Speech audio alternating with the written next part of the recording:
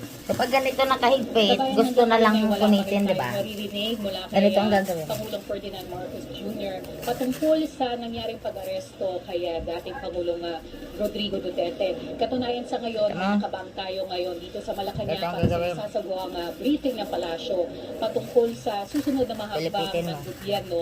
Kasunod nga nitong Pagkapilipit mo, pag-aresto. ganun mo. Sa ngayon, hinihintay natin ang kumpirmasyon Fake news. mula sa Malacanang. So, ano tayo mga susunod na hakbang o anong plano na gagawin sa dating Pangulo.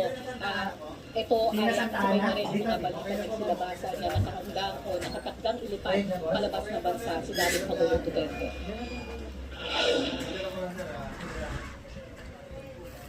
Sa isang pahayag, kinumpirma ng Malacanang na inaresto si dating Pangulong Rodrigo Duterte sa bisa ng warrant of arrest na inilabas ng International Criminal Court sa kanyang kasong crimes against humanity kaugnay ng war on drugs sa kanyang administrasyon. Lumalambot na. Madaling araw ng Martes na Ayan, matanggap ng igaganon mo siya. Interpol Manila Dapat kasi ang pareho opisyal sila na matigas kopya eh. ng warrant of arrest Para mula sa ICC umano sila eh. na siyang basihan ng pag-aresto sa dating Pangulo pasado alas 9 ng umaga sa NAIA.